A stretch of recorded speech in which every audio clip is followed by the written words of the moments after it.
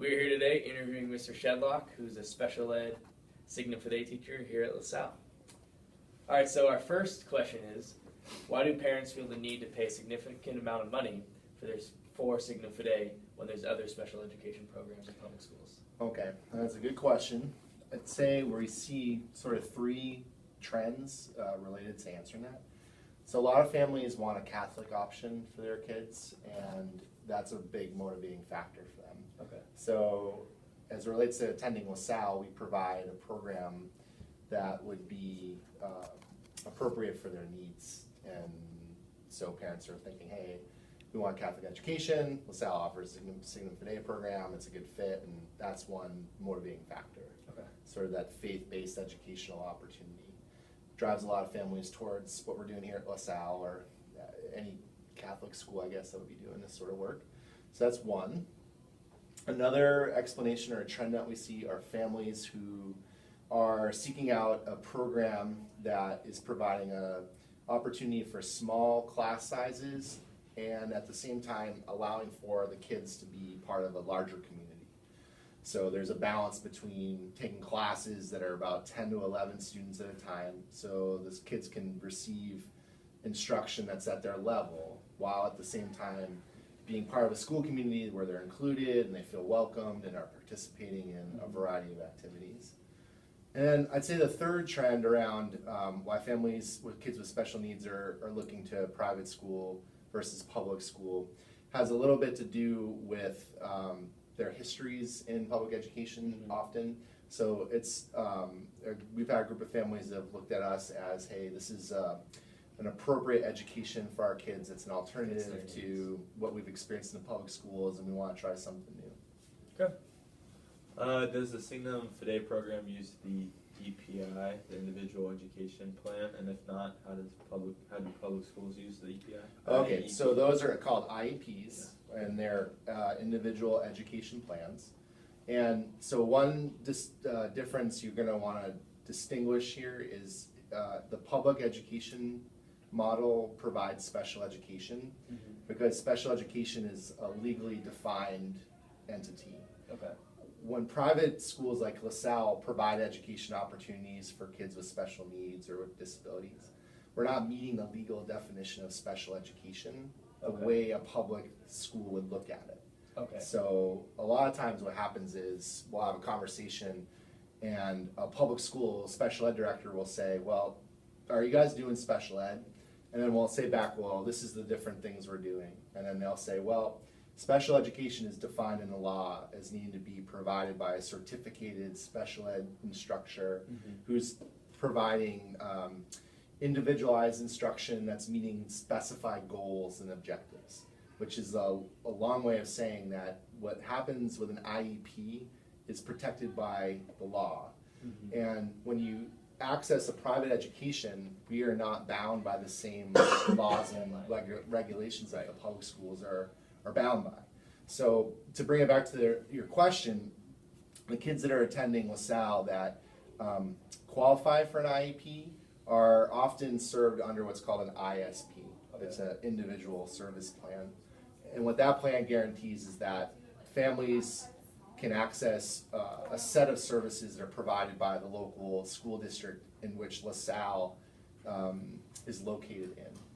What we do here as the Signum Fide program is we create individual goals and objectives for all of our students in reading and in writing and in math, but they're not following the same format or protocol as an IEP would require. Okay. And I know you said that Signum Fide, what the parents are looking for are, Catholic education, smaller class sizes. But what would you say, do you think, I mean, obviously every kid's different, but do you think coming out of a Catholic or private special ed program is maybe more meaningful, or do they get more out of that than a public school? Because I know public schools you can get, distracted, whether or not you have a disability or not. Okay. Well, so some of the benefits to special education in public school, particularly as I've experienced it, is when you're in need of an educational opportunity until the age of 21. Okay. Your public education, the local public education provider needs to make that available. Okay. So for a lot of kids, when they turn 18, they're not necessarily ready to Go out in the be real independent in the world. Right. And so for students that are similar to that, and those are their kinds of needs, the public education model is a great opportunity for them, because it guarantees that they're going to be in educational programming till they're 21. And that programming is often like independent living skills or job coaching, or often it can be providing kids an opportunity to finish their degree with one more year, and maybe they'll connect with the local vocational center Right. as part of their education. So there's a lot of benefits to that. Okay. To your question, for people that are looking at what we're doing here at LaSalle, or like a Catholic school that's doing this kind of work, one of the things that we're able to provide are classes that are providing instruction that are at the level that the students walk through the door at. Okay. And that's a challenge in the public schools. The way the public schools are organized, many of them, is that to differentiate the instruction to reach the lowest kids in the room and the highest achievers in the room is a real challenge. So basically, you're saying that every kid that steps into this, even to LaSalle, but the Signum Fide program, they're taught the way they need to be taught due to their needs. Yeah, what we're able to do is create instructional design that's responsive to their needs, Okay. so that they don't fall behind the other kids. Right. Okay. Where that's a big challenge that The public a lot of the families experience. Their kids have fell behind grade level, Right. or they fell behind the other kids, and it's a way of saying that the groupings they've been part of have not delivered differentiation or instruction at their level consistent enough. Whereas the kids that are in the Signum Fide program, for the 4 years they're here, we're consistently delivering instruction that's informed by where they're at. So we're not pushing ahead because we have to. Mm-hmm. We're moving ahead as they're learning and as they're growing. Okay. Why did you choose to teach in the Signum Fide program instead of at public school? Okay, that's a good question. I started out teaching general education in Phoenix in 2001, and I taught 7th and 8th grade. And so I started my career in education as a teacher, and it was a good fit for me in many ways. At the time, I was like 23 years old, so I wanted to learn more about the world and psychology in particular. So I studied psychology at a graduate level, and when I finished my master's degree, I was able to be a certificated psychologist in the schools. So I worked in the public schools for quite some time, working with kids with IEPs and kids with other learning needs or learning disabilities. And after a period of time doing that, I started looking for ways to get back into the classroom, because I started out as a teacher and I really liked being a teacher. And through that process and looking for opportunities to get back into the classroom, I learned about LaSalle and what they were doing with the Signum Fide program. And it was a good fit for my background and my skill sets, and because it was a new program, it was a really exciting opportunity to be part of. So that's how I ended up here. Okay.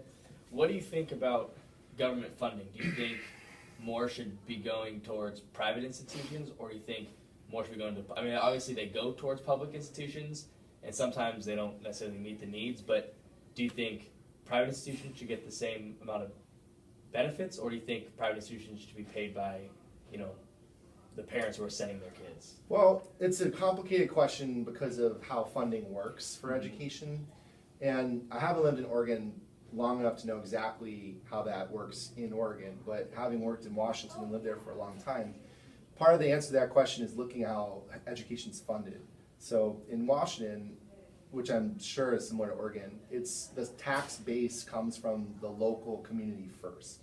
So you look at where you're living and you generate a tax base that goes into the public education model first. Mm-hmm. Then the state levies taxes and they allocate funds to their public school districts throughout the state. Right. So if you happen to live in a place where you have a lower tax base and in a state that's not collecting a significant amount of taxes that are earmarked for education, then you're in a circumstance where there's a less amount of money for you to access for public school. Mm-hmm. So that's a complicated variable, especially when I think about funding for private school, because there are a lot of communities that are lacking funding for public school. Mm-hmm. So as you think about trying to fund or generate funds for private school, especially if they come from the public or public taxes, it's complicated because oftentimes you're looking at taking money perhaps away from their local public school Right. district, and that's not something I'm totally on board with. Mhm. Another complicated variable is that there are federal funds generated for the education of kids with disabilities. So there's a percentage of funding that comes from the federal government to any state or any community for students with disabilities. And so because of the way the funding structure works, it makes it difficult to take a position that doesn't raise questions about, okay, let's generate some money for private institutions, let's create vouchers, for example. Well, in doing so, how are you going to ensure that the local communities don't lose out on a tax base that they're already perhaps not as well funded as they need to be? So it becomes complicated from that perspective. In like a perfect world, it would be great if we had enough of a revenue source for local communities to ensure a quality public education while making it available for private educational institutions to be also tapping into that funding. So a voucher model could make sense. Right. But as it's been proposed so far, it seems like it will likely take money away from people that really need it. And then you start debating, well, what should somebody be able to do for their kid? If they want to pay for a private education for their kid, that's great. Should we set up a system where there's no way to help them? I'm not Right. sure I'm on board with that either. Okay. How does your program determine like who's eligible for assisted learning? Okay, so we have an admissions process for kids who are looking to come to LaSalle. And for kids who are perhaps a candidate for Signum Fidei, they're often identified through the general admissions process. So there'll be kids who will apply to LaSalle, and the admissions team will see that perhaps they'd be really well suited to be enrolled in Signum Fidei. So that's one piece. Mrs. Moore, part of her job is to market our program and to recruit and generate applicants for what we're doing with Signum Fidei. So you're saying that people are now applying for Signum Fidei by itself instead of the general pool? Yeah, so we've always had this coupling of people that learned about what we're doing with Signum Fidei and they want to apply directly to that, and that's what they're really looking for. And then there have been groups of kids who applied to LaSalle, and the admissions team thought it would be a really good fit for them to be part of the Signum Fidei program. And what we're doing now is Mrs. Moore, part of her, what she does at school is help create partnerships with the local Catholic schools in the area so that they're aware that we are an opportunity for kids that attend their schools. Okay. And then when somebody applies, we take into account their educational needs. So we'll look at things like an IEP or a psychological evaluation or a medical diagnosis. And we'll take that and also look at their educational performance or their present levels of performance. And then what always happens is kids will come to school and they'll visit for the day, and then they'll meet with somebody like Miss Eastman and they'll have an interview about their experience, and we'll start to see if a fit is emerging. We'll meet with their parents and we'll have a long conversation about what we do and what they're looking for and that kind of thing. Mrs. Moore will go to the school that the students enrolled at and observe the student in their environment and speak with their teachers and try to learn more what they might need in school.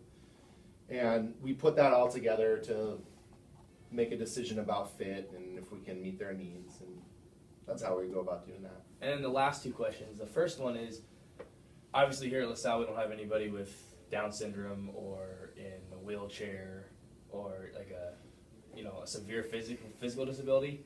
At public schools, how come they get more of those type of kids? Is that just due to the number of either the school, or is it due to it's harder to educate those type of disabilities? Okay, so there's a couple of pieces to consider in the answer to that.